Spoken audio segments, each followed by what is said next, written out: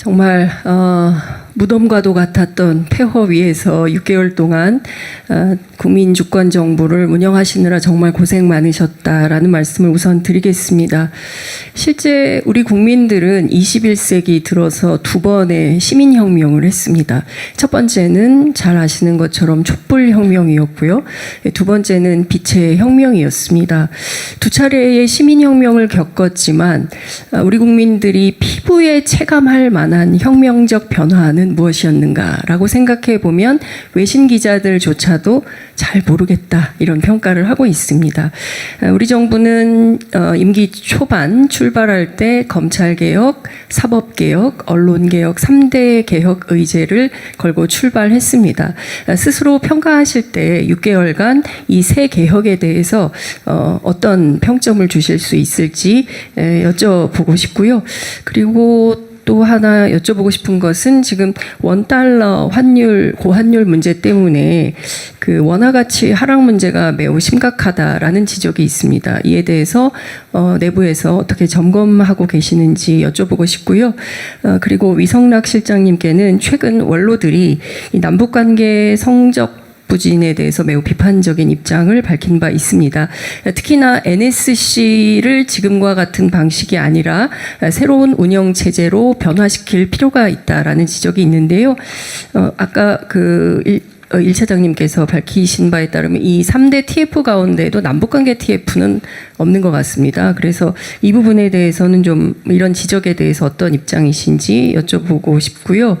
그리고 아까 강훈식 실장님께서 차제에 인사검증하는 과정에서 인사청문회 과정에서 정책 검증을 위주로 했으면 좋겠다라고 말씀 주셨는데, 그렇다면 이 도덕성 검증은 그러면 어떤 루트를 통해서 할 수 있는 건지, 그 부분에 대해서는 어떤 입장이신지 여쭤보고 싶고요. 질문 많아서 죄송합니다. 세종시 이전 문제에 대해서도 고민 중이신지 그것도 좀 함께 여쭙겠습니다. 이 정도면 거의 인터뷰 수준 아닙니까? 한 5개 되는 것 같은데. 취재 편의가 없는 것 같아서. 먼저 주신 말씀 중에 파트별로 나눠서 답변을 하시도록 하고요.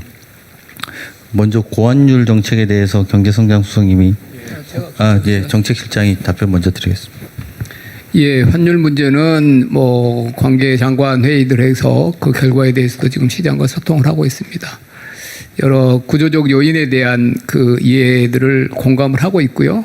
지금 단기적으로 경제 주체별로 해외 투자가 너무 이제 활성화돼 있다 보니까 그런 부담들이 지금 약간 최근에는 좀 도드라져 보이는데 기업들 해외 이익을 국내로 좀 적정하게 환류하는 부분, 그다음에 해외 우리 개인들의 해외 투자 부분에서 너무 위험이나 이런 부분들이 좀 과도하게 혹시 숨겨져 있는 건 없는지 이런 거를 점검하는 문제, 그리고 국민연금의 그 대외 투자와 관련된 국내 해외 그런 비중 환율 아니고 해지 이런 문제에 대해서 각각 세 분야에 대해서 지금 과제들이 지금 진행 중에 있고요.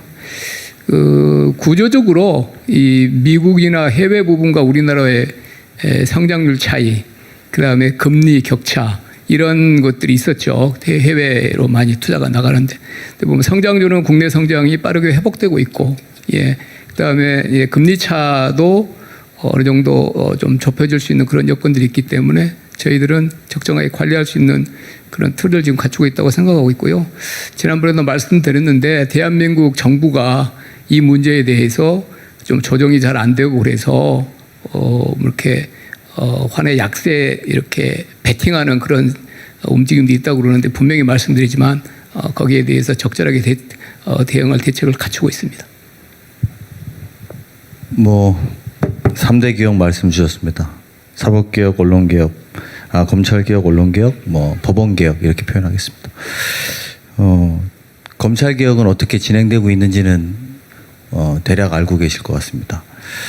법원개혁이 이게 사실은 모든 개혁이 마찬가지입니다만 대통령실 또는 행정부가 어디를 응징하는 식의 개혁 이기는 좀 한계가 있다 이렇게 생각합니다. 장기적으로 보면 결과적으로 시스템을 바꾸는 게 저희들의 역할일 것이고 그것은 많은 부분 국회에서 진행되는 걸 부인하기 어렵다고 봅니다. 그래서 지금 아까 말씀에 있었던 내란 재판부라든지 이런 특별한 일이 있었던 것에 대해서 특별한 조치들과 시스템을 만들어가는 것에 예의주시하고 잘 될 수 있도록 저희는 응원한다 말씀드리고요. 언론개혁은 아까 말씀드렸으니까 좀 가름하도록 하겠습니다. 인사검증에서 정책검증을 중시하자는 거지 도덕성 검증을 빼달라는 취지는 아닙니다. 혹시라도 그런 오해가 없으셨으면 좋겠습니다. 다만 신상털기 개인의 가족 공격 이런 것들을 어떤 방식으로 소화해야 될지는 숙제라고 생각합니다. 미국의 경우에는 인사청문회를 할 때 가족들이 와서 참관하고 방청합니다. 그것들은 환영받을 일이고 이 나라의 장관으로서 더 큰 역할을 해달라는 가족들도 응원할 테니 더 큰 역할을 해달라는 굉장히 상징적인 모습입니다. 근데 우리나라는 장관이 된다고 하면 가족부터 말립니다. 절대 하지 마라. 왜 돈 잘 벌고 있는데 너 잘 나가고 있는데 그런 거 왜 하냐. 나라를 위해서 왜 네가 내 가족이 희생돼야 되냐 이렇게 따진다고 합니다. 그런 걸 막자는 취지입니다. 도덕성 검증은 빼자는 취지가 아니라 그래서 그것을 비공개로 한다든지 아니면 비공개에서 사실은 저희가 인사검증을 하는데 그럼 여러 가지 방법들에 비공개로 다 진행하지 않습니까? 거기서 걸릴 것들은 다 걸러집니다. 이제 그렇게 걸르는 방식이라든지 여러 가지 방법들이 있을 텐데요. 이것 또한 제도의 문제라서 국회에서 신중하게 논의해 주시되 국가의 좋은 자원들이 나라를 위해서 일하는데 두려워하거나 무서워하지 않고 그의 역량이 충분히 쓸 수 있도록 해달라는 취지로 이해해 주시면 될 것 같습니다. 세종시 이야기 주셨는데요. 아직은 행정수도 이전에 대한 이야기를 질문하신 거라고 봐야 될 것 같습니다. 아직은 좀 섣부른 이야기라고 봅니다만 대통령께서 퇴임은 세종시에서 할 수도 있겠다라고 이야기하신 발언이 있습니다. 무엇보다도 균형 발전을 이루어야겠다라는 생각에 대해서는 한결같으시고 특히나 서울에서 먼 데부터 많은 에너지와 동력들을 자원들을 집중해야 된다라는 것을 여러 차례 공개 비공개에서 말씀하셨습니다. 전남이든 경남이든 서울에서 먼 곳이 소외되지 않도록 하는 것을 포함해서 또 행정수도 이전을 포함해서 국토균형 발전 또 자치분권 이런 문제들을 적극적으로 검토하고 있고 시간이 된다면 이후에 보고 드릴 수 있을 때 충분히 성숙되었을 때 국민 여러분께 보고 드릴 기회가 있을 거라고 생각합니다. 이상입니다. 그리고 아까 남북관계 관련해서도 질문 주셨는데요. 네, 저 국가안보실 2차장 이몽순입니다. 질문 중에 왜 남북관계 TF가 국가안보실에는 없느냐 그렇게 제가 이해를 하고 있습니다. 근데 아까 우리 저 1차장이 설명한 TF는 한미 정상 합의 후속 조치로 조인트 팩트시트를 이행하기 위해서 1차장실 산하에 운영하고 있는 그런 TF에 대해서 설명을 드린 거고요. 저희 2차장실에서는 일반 외교사안 그리고 재해동포 정책, 남북관계 관련해서 다양한 협의체와 태스크포스를 운영하고 있다고 말씀드립니다. 예, 감사합니다. 네, 남북관계에 조금 더 말씀을 드리면 남북관계에 지난 6개월 동안 진전이 없는 것은 사실 냉정히 얘기하면 이제 북측이 전혀 응할 태세를 보이지 않기 때문입니다. 우리는 우리 나름대로 여러 가지 움직임들을 보인 건 사실이죠. 그런 상황 하에서 이제 애로가 있다는 말씀을 우선 대전제로 드려야 될 것 같고요. 남북 관계는 다 아시지만 남북 차원의 맥락만 있는 게 아니라 또 국제적인 맥락이 있습니다. 우리가 원든 원치 않든 남북 관계는 남북 차원, 국제 차원을 같이 갖고 있는 복잡한 문제입니다. 남북 차원에서 북한이 전혀 응하지 않으려고 하고 또 미북을 중시하고 하는 맥락에서 국제적인 맥락 없이 남북 간만으로 움직이기는 또 어려운 게 현실입니다. 그래서 우리는 그동안에 국제적인 맥락에서 여러 가지 조치들을 취해왔고 그런 차원에서 한미 간에 한일 간에 한중 간에 진전이 있었던 게 사실이고요. 그걸 가지고 추가 노력을 해보겠다는 말씀을 아까 드린 바 있습니다. NSC에 대해서 간단히 말씀을 드리면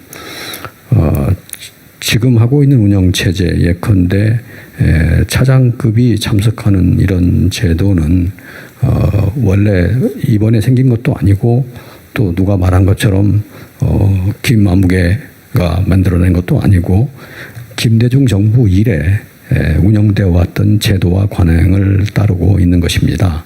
차장이라는 직함으로 NSC에 참여가 이루어진 것은 박근혜 정부 때부터입니다. 그런 경위를 말씀을 드리는 걸로 제 답변을 가름하겠습니다. 예, 아까 장윤성 기자께서 그 언론 개혁 얘기하셨는데 언론 좀 더 확대해서 얘기하자면 언론 개혁과 언론의 진흥이겠죠. 그래서 방미통일법이나 방미심의가 통과된다고 해서 법이 통과가 돼서 그게 다 끝나는 건 아닙니다. 후속 정치가 엄청나게 많이 남아 있습니다. 그런 것들을 잘 관리해 나가야 된다고 생각하고요. 또 하나 정보통신법망 또 법이 그 개정이 되면 그와 관련된 굉장히 많은 조치들이 지금 후속 조치들이 남아 있다는 거 말씀 좀 드리고 싶습니다. 또 하나 정부 광고와 관련된 거 어떻게 효율적으로 집행할지에 대한 부분들 또 편중을 좀 없애야 되는 거 광고 효과가 없는 데에다가 그 몰려나가는 어떤 이런 문제들 같은 것들 어떻게 해결해 나갈지도 좀 고민하고 있다. 내년에는 좀 더 과시적인 결과가 좀 더 나올 거라고 생각하고요. 반면에 또 광고와 협찬 규제에서 미디어 콘텐츠 진흥과 관련돼 있는 이슈가 또 있습니다. 그 부분들도 좀 후속 조치를 만들고 있다는 거 말씀드리고 싶습니다. 네, 감사합니다. 약속된 시간이 돼서 마지막 한 분